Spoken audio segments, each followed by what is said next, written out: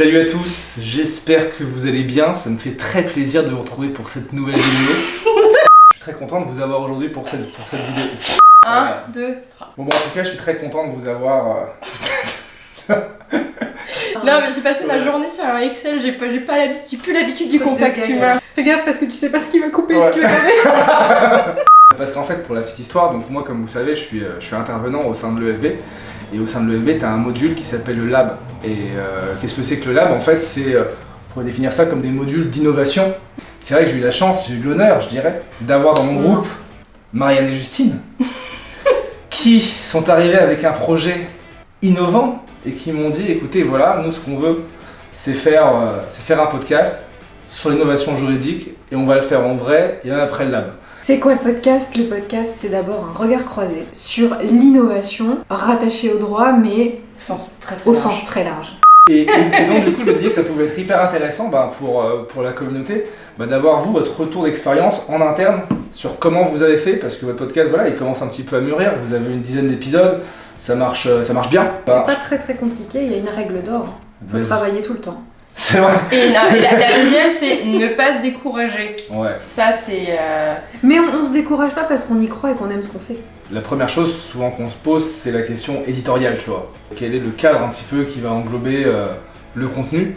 Vous l'avez déterminé comment? Fulgurance. On a repris tous les motifs d'insatisfaction qu'on rencontrait. Podcast trop long, trop monotone, avec un rythme peut-être, voilà. En fait, beaucoup de personnes nous disaient « c'est trop long ». C'est trop long et ça s'est confirmé quand on a commencé un peu à démarcher les premières personnes qui étaient quand même assez... Enfin, parfois qui étaient en mode... parce qu'ils vous connaissaient pas. D'ailleurs, comment vous arrivez à les convaincre, ces premières personnes? On devient Jean-Claude Le VRP. Ouais. Non, mais en fait, il a fallu effectivement convaincre en allant vers les gens avec une thématique qui est a priori un peu claire dès le départ. Leur dire comment on voit le contre-invité, comment la thématique peut évoluer avec les différents invités qui vont s'y prêter, et moi je tiens à ce qu'on ait quand même des gens de haut niveau. Du coup, la question qu'il y en a pas mal qui se pose, c'est quand tu montes ton podcast un peu early stage, comment au début tu fais pour faire connaître le podcast? On a choisi peu de plateformes pour le diffuser. Déjà, on a l'image, on a la vidéo. Donc la vidéo, on s'est dit, on fait pas de chaîne YouTube, on passe que par LinkedIn parce qu'on a un réseau de professionnels du droit. Ils sont essentiellement déjà constitués et solides. En fait. Voilà. Vous avez une communauté qui est déjà conçue sur LinkedIn. Voilà, par rapport à des étudiants à l'EFB, nous on avait nos collègues, on avait nos Exactement, il faut cibler son réseau. Et nous on a ciblé LinkedIn en premier lieu. Ça, c'est hyper important ça. Et il faut le dire. Voilà. Et ça répond très bien. Ouais. Et ça répond très bien. T'as toujours peur que quelqu'un te dise « c'est nul ». Et d'ailleurs, c'est hyper intéressant ce que tu dis. C'est-à-dire que toi, t'étais en stage. C'est ça? Non, j'étais en... T'étais salarié, juriste salarié? C'est ça. Et toi, t'étais en... responsable juridique. Ok, du coup, vous avez lancé ça. Quelle a été la réaction de votre entourage professionnel? Est-ce qu'ils ont vu ça positivement? Est-ce qu'il y en a qui ont été méfiants ou est-ce qu'ils s'emballaient? Non, tout le monde a été positif pour moi. Ça a liké dès le début. Ça a liké, donc du coup ils t'ont encouragé et tout. Oui, carrément, même des personnes que j'avais rencontrées quand j'étais stagiaire qui continuent de liker, ou même des gens d'autres équipes avec qui je travaillais pas forcément régulièrement, mais qui à chaque vidéo continuent de liker. Mais il faut encourager tout type de projet. C'est ça, mais je pense que c'est vachement bien parce qu'il y en a plein, j'imagine, qui doivent douter et qui se disent « Ah mais moi je suis dans ma collab, moi je suis dans mon poste de salarié, moi je suis à l'école.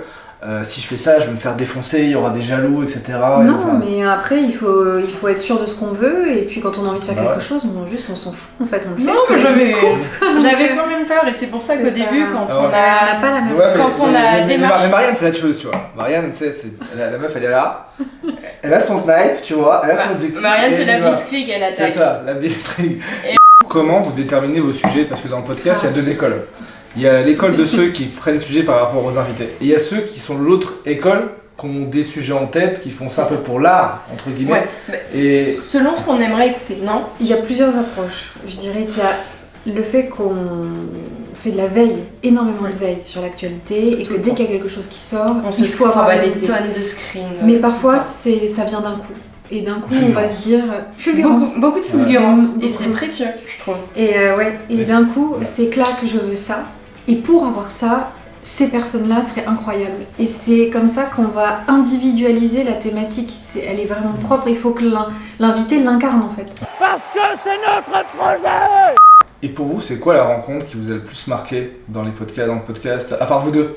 J'hésite parce qu'à chaque fois, à la fin de chaque tournage, on a toujours ce moment de grâce où on s'appelle en mode ah, c'était trop bien.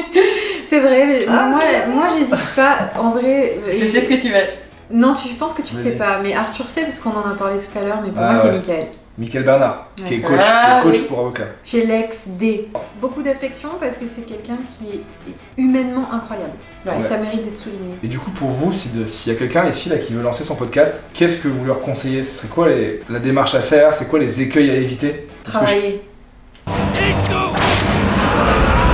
Faire ce qu'on aime. Si tu fais si ça te plaît pas, ça sert à rien de te lancer. Ouais. Faire, ça sert à rien. Si c'est pour juste des motivations d'ego, de réseau, quoi, ok, enfin, ça se verra. C'est vrai que moi je vois plein de podcasts qui se créent toutes les 2 semaines et souvent ils font 2 podcasts, 3 podcasts et plus de la moitié s'arrête. Surtout vis-à-vis de tes proches, quoi, quand tu leur dis ben non, je peux pas, ce week-end c'est montage, c'est ma soirée, je vais raboter des gens qui toussent ou des respirations un peu trop bruyantes. S'il vous plaît, invité, ne toussez pas. Pas les feuilles devant le micro. Est-ce que vous avez évolué dans votre perception, dans votre regard sur ce sujet? Qu'est-ce que ça vous a apporté? Soyez un peu sérieuse. C'est Marianne. C'est Marianne. Franchement, Marianne, élément perturbateur quand même. Ok, vas-y, fais ta question. Et du coup, vous avez monté votre podcast donc, sur l'innovation dans le monde du droit. Et quelle est votre vision maintenant, VS, votre vision avant, sur ces différents sujets? Avant, personnellement, je veux pas parler en ton nom, Marianne, je connaissais pas grand chose. Je connaissais. Elle est sérieuse à l'EFB, mais quand elle fait les vidéos, tu vois, elle va avoir un souffle un peu chelou qui va te...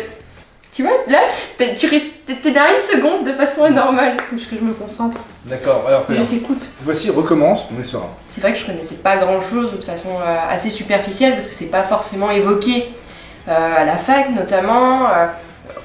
C'est évoqué à l'EFB, donc ça a été un peu le point de départ, donc je connaissais pas grand chose. Pour être honnête, ça m'intéressait pas forcément non plus, on va être honnête. Et après le podcast, on a appris énormément de choses, que ce soit sous les outils numériques, mais également sur toutes ces nouvelles pratiques qui émergent. Et aujourd'hui, on est vraiment dans une phase un peu d'accélération, de boom, où tout va vite. Et surtout, j'ai l'impression que c'est un peu une démarche globale en France, alors que tu vois, en France, on est un peu vu des fois, pas non plus comme le fer de lance, mais on a énormément de legal tech, on a énormément de personnes qui veulent changer les choses. La France est le 2e marché mondial en termes de legal tech. J'ai trouvé une réponse. D'accord, vas-y, sûr. C'est ta question. Vas-y. C'est toi qui m'as donné l'idée. C'est vrai qu'au début, toi, c'était pas trop ton domaine, l'innovation. Mais moi, j'étais dans le module talent innovation avec Romain et Mélik. Et je suis rentrée aussi par le biais de l'application. Et du coup, c'est vrai que j'avais déjà l'approche de l'innovation, mais qui était vraiment hyper réduite finalement à ça. Et en fait, maintenant, je me rends compte que tout est possible à tous les niveaux en fait. On peut innover partout, dans tout. En tout cas, je suis très heureux de vous recevoir, très honoré surtout. Parce que voilà, merci. Au moins. Tu vas nous faire rougir là. Et oui, parce que voilà, déjà je vous apprécie, parce que l'EFB vous avez été brillante, adorable, agréable. Votre podcast, je le trouve super. Voilà. Tu mettras le lien dans les commentaires et dans la description de la vidéo. Je mettrai évidemment le lien sur Open Your Law, ouvre ton lot, dans la description et dans les commentaires. Et je vous souhaite à tous une très bonne journée. À bientôt.